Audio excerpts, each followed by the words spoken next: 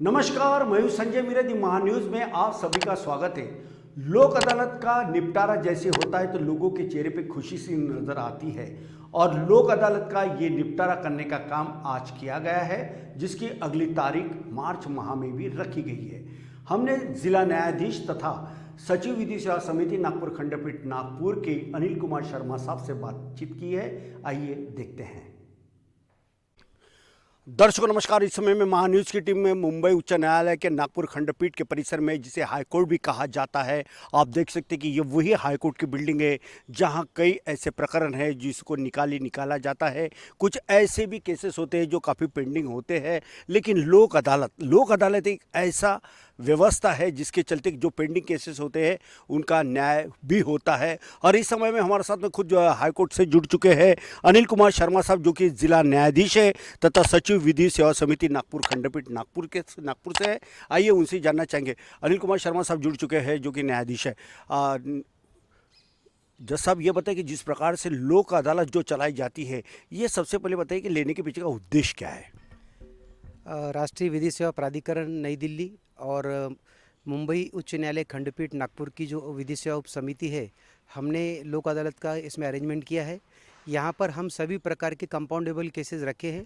इसमें जो लिटिगेंट्स है, जो पक्षकार हैं, उन लोगों को हम यहाँ पर बुलाते हैं और उनके जो भी आपस की जो भी तकरार है उसको हम सुनते हैं और कोशिश करते हैं कि उनके मैटर आपस में निकल जाए।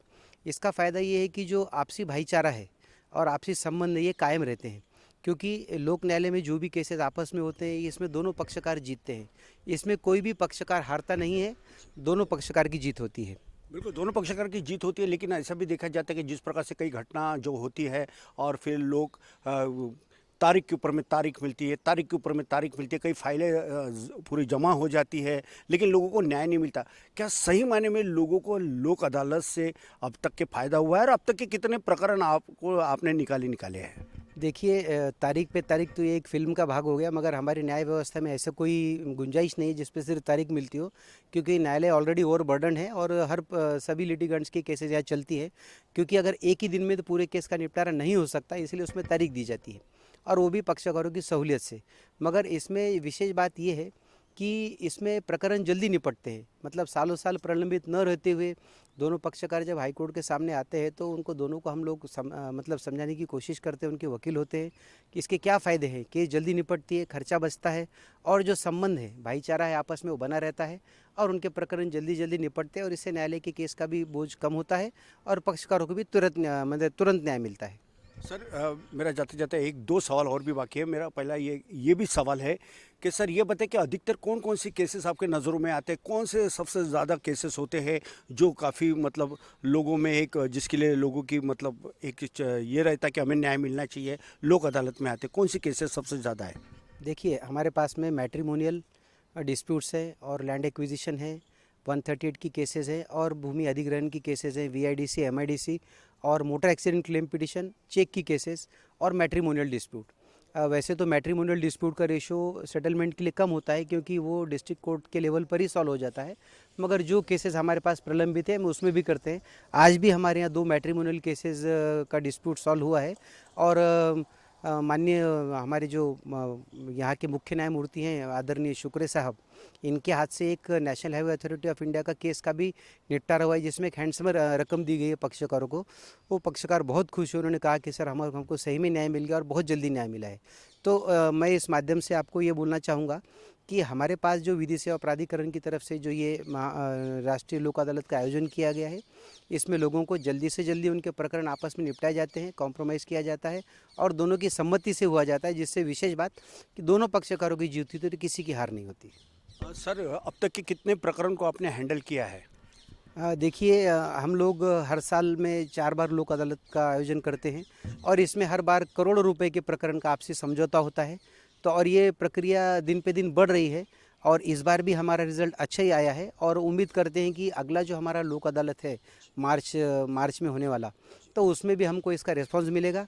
और मैं महान्यूज़ चैनल के द्वारा इनके जो एडिटर हैं संजय मीरे साहब, इनसे मैं रिक्वेस्ट करूँगा कि ये आज की जो लोक अदालत की सक्सेस की स्टोरी है ये ज़रूर जनता तक पहुँचाए, लिटिगेंट तक पहुँचाए, जिससे अगली लोक अदालत में और भी ज़्यादा केसेस का निपटारा हो। और क्योंकि मीडिया हमारे भारत का एक जो हमारे जो लीगल सिस्टम का एक चौथा स्तंभ है, तो मैं उनसे रिक्वेस्ट करूंगा कि वो भी ज़्यादा से ज़्यादा लोगों में अवेयरनेस करें कि भैया बजाय लड़ने के आप कोर्ट में आइए, लोक अदालत में आइए और आपके जो केसेस हैं उसको जल्दी से जल्दी निपटाइए, जिससे आपका भी आर्थिक फ़ायदा हो और न्यायालय में प्रलंबित प्रकरण जल्दी खत्म हो, जिससे दूसरी केसेस का निपटारा किया जा सके। तो दर्शकों, आप थे अनिल कुमार शर्मा साहब, जो कि जिला न्यायाधीश तथा सचिव विधि सेवा समिति नागपुर खंडपीठ से है, जिन्होंने बताया कि किस प्रकार से ये लोक अदालत चलाई गई, कितने केसेस प्रलंबित थे और उनका निपटारा किस प्रकार से किया गया। आपसी समझबूझ के साथ अगर कोई कामकाज होता है तो वो एक आनंद होता है, लेकिन जहाँ होता नहीं तो वहाँ पे इस प्रकार के कामकाज भी होते हैं।